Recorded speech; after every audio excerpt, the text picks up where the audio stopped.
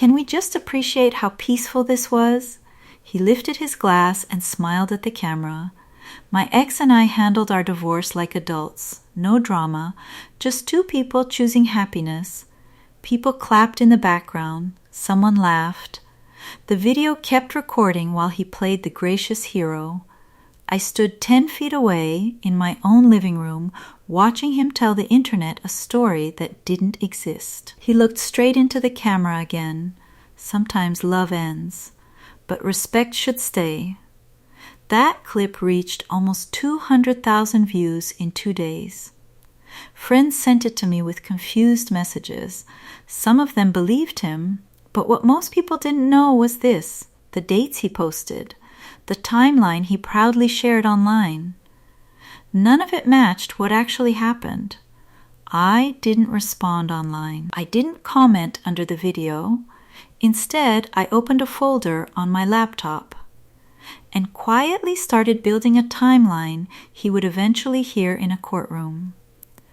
If you've ever watched someone rewrite your life like a clean hero story, you probably know the feeling. You sit there wondering if anyone will ever see the truth. I used to wonder that too, at least at the beginning. The first crack in his story started months before that video.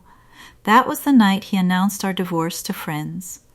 We were at a dinner party, 8 people around the table, wine glasses everywhere, low music in the background. Halfway through the meal, he cleared his throat. "I think it's time everyone knew," he said calmly. I looked up. He leaned back like he had practiced the line. "We've decided to separate. It's mutual." The word mutual floated across the table. Every face turned to me. I hadn't agreed to anything yet, but I didn't argue. Not there. He squeezed my shoulder gently, like a supportive partner. People started offering sympathetic smiles. That was the first event, and honestly I still thought maybe he believed his own version. But a week later, the second event happened, and that's when the performance started to feel deliberate. He began posting online photos of morning runs, quotes about healing, captions about moving forward with kindness. Then came the video, the one where he explained our divorce like a peaceful decision between 2 respectful adults. There was only one problem. 3 weeks before that video, he had already signed a lease for an apartment across town. The lease date was stamped clearly. The same week he had told me we were working through things, I noticed it accidentally while sorting mail. But I still didn't react. Calm can be very uncomfortable for people who expect chaos. So I kept watching. I saved screenshots, dates, messages, bank statements, little pieces of reality. Because something in me felt certain that the truth wasn't finished revealing itself yet. About 2 months later, the third event happened, and that one changed everything. A mutual friend called me late one evening. "I didn't want to get involved," she said carefully. "But something feels off." She had seen his social media posts too. Then she mentioned a name I had never heard before. Apparently, he had been seeing someone long before our mutual separation. I didn't accuse him. I didn't confront him. Instead, I checked the timeline again. And suddenly, everything aligned. The lease, the new photos, the sudden push for a quick divorce filing. But the part that surprised me most wasn't the betrayal. It was how confidently he kept performing the hero story. And that's when I understood something important. People who build public narratives rarely expect those narratives to be audited. Around that time, my attorney asked a simple question. "Do you want to respond publicly?" I shook my head. "No," I said, because by then, something much stronger than anger had replaced my reaction. Clarity. Let me ask you something for a moment. If someone publicly rewrote your story, would you defend yourself immediately, or would you wait until the truth could speak for itself? That question stayed with me during the next few weeks, because that's when the mini climax happened.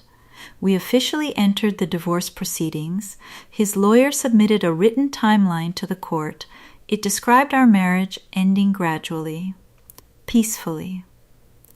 Mutual distance, emotional drift.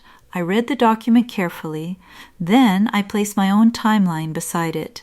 Emails, lease agreements, messages, travel records, and one very specific date that contradicted everything he had posted online. My attorney looked at the pages and quietly smiled. Interesting, she said. That word meant more than people realize in legal conversations. But the real moment came during the hearing. The courtroom was quiet, not dramatic like television, just fluorescent lights and a judge reviewing documents. My ex sat across the room looking calm, confident, probably expecting the same smooth story he had already told thousands of followers online. The judge began reading, slowly, line by line. First came his timeline, then came mine. The difference between them was only a few weeks, but those weeks changed everything. Because during those exact weeks, he had already signed the apartment lease, already opened a joint account with someone else, already started planning a new beginning, while publicly claiming our separation was peaceful and mutual. The judge paused after one document, then looked directly at him. "Mr. Carter," she said calmly, "these dates appear inconsistent." No one raised their voice, no dramatic speeches happened, but something shifted in the room. He tried to explain. But explanations don't travel far when paperwork speaks first. That was the moment his hero narrative quietly collapsed. And something interesting happened afterward. The posts stopped. No more inspirational captions. No more videos about respectful endings. Just silence. Which honestly felt more honest than anything he had posted before. People eventually figured it out. Not because I exposed him, but because truth has a strange way of reorganizing itself when the right documents appear in the right place. The divorce finalized a few months later. No shouting, no dramatic revenge, just a quiet legal ending to a story that had been performed very loudly online. Sometimes people ask if I regret staying silent for so long. I don't. Because reacting publicly would have turned it into another performance. Waiting allowed reality to speak in a room where narratives don't matter as much as facts. And if there's one thing I learned through all of this, it's this. Some people write hero stories about themselves. Others simply keep records. And eventually, those records get read out loud. If you've ever watched someone control the narrative about your life, I'm curious. Would you have confronted them immediately? Or waited for the truth to reveal itself the way it did for me? Either way, thanks for listening to this story. Sometimes the loudest victories are the quiet moments when the truth finally gets its turn to speak.